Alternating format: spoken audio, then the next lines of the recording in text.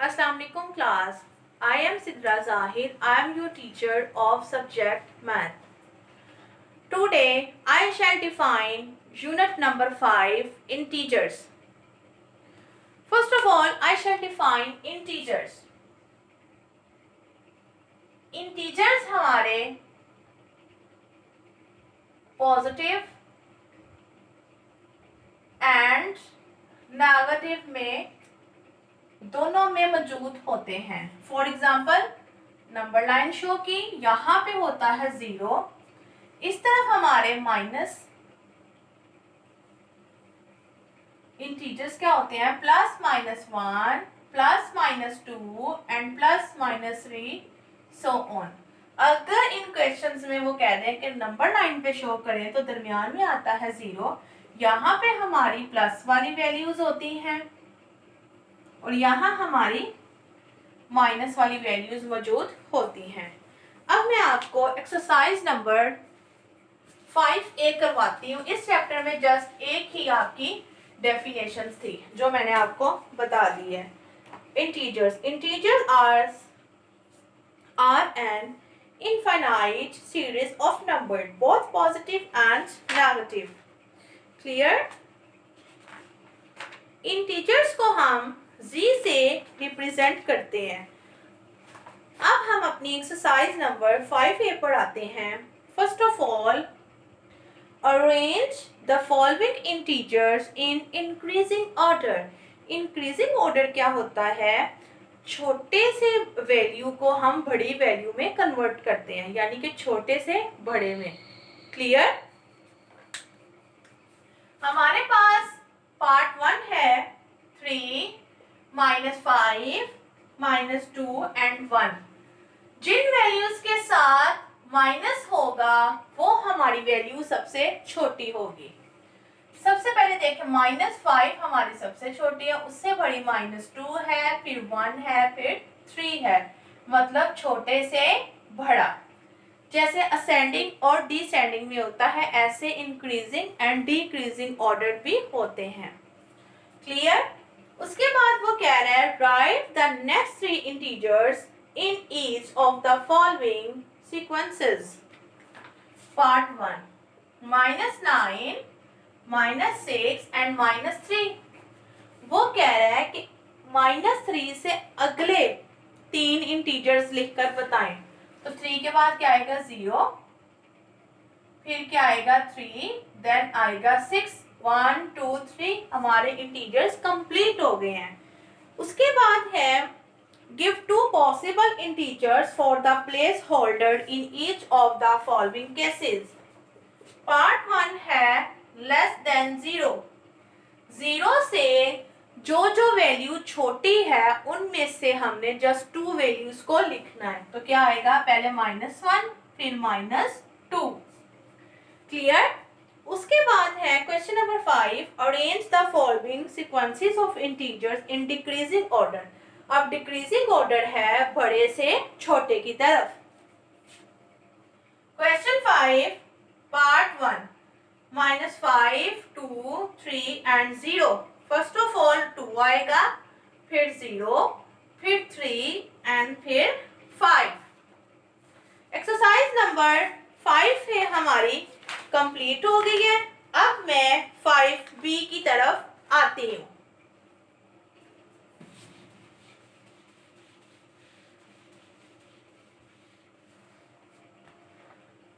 Exercise number 5B. इसमें question number 1 हमारा true false है. मैं आपको क्वेश्चन नंबर 2 करवा रही हूँ. Simplify.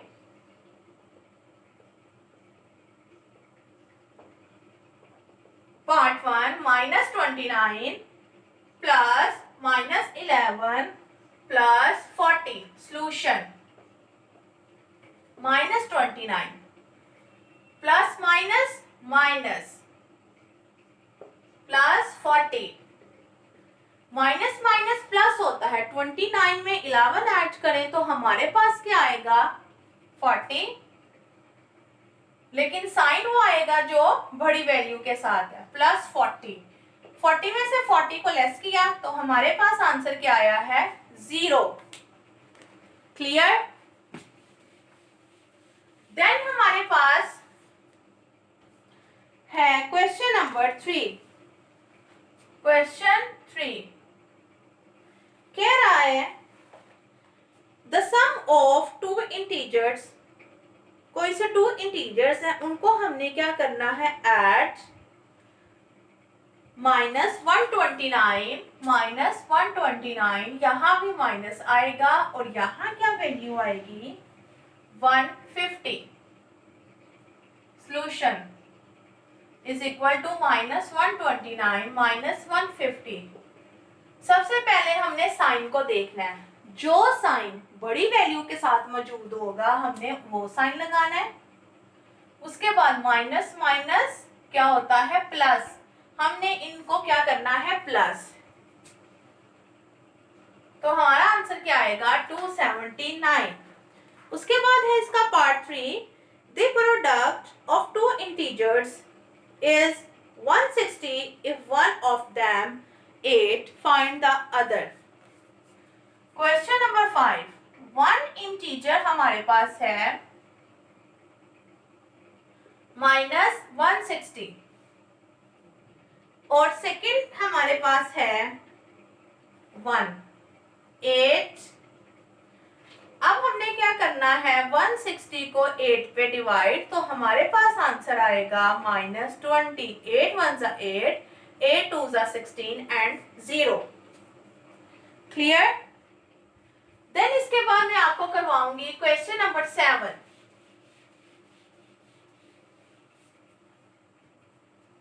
Question number 7, subtract. Subtract का मीनिंग क्या होता है, माइनस। सबसे पहले हमने 23 और 18 और 11 को आपस में क्या करना है, ऐड। देखें, -11 -18 इनको हमने ऐड किया तो हमारे पास आया -29। उसके बाद -23 minus and -29,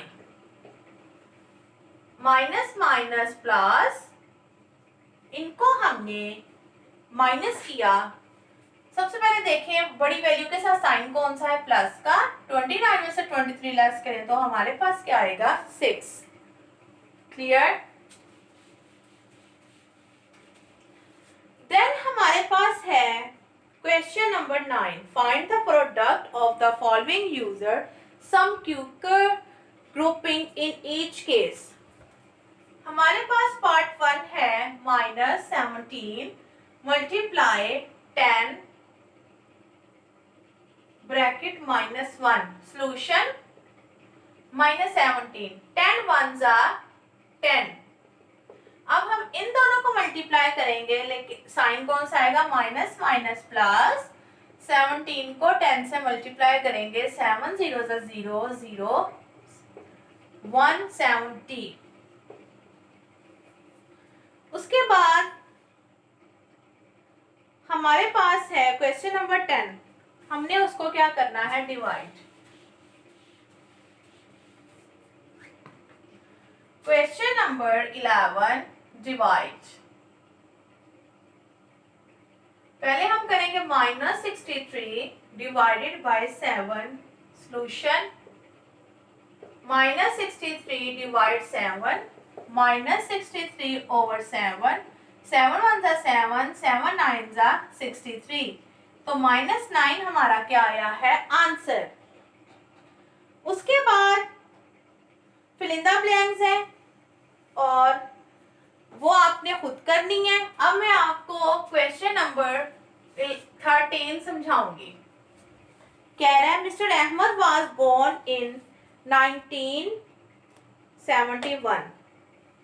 mister Ahmad was born in 1898 and उस डाइड इन 1971। वो पैदा कब हुआ था, 1898 में, और वो मरा कब था, 1971।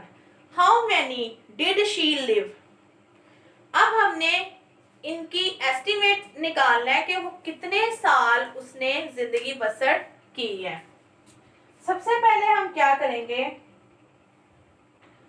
बोर्न कब हुआ था वो, 1898 और डायर कब हुआ था, 1971।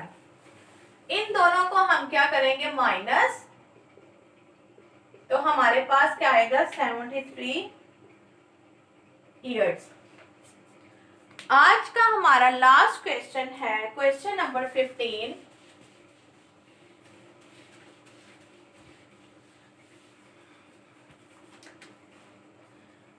At noon on a certain day in Hunza, the temperature rose to 17 centigrade above zero.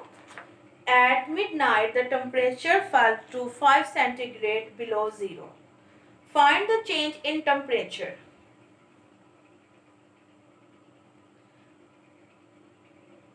हमने यहाँ पर क्या करना है, इसके टेम्परेचर को डिफरेंस निकालना है। मॉर्निंग टाइम उसका टेम्परेचर कितना था 11 सेंटीग्रेड, लेकिन मिडनाइट में उसका कितना था टेम्परेचर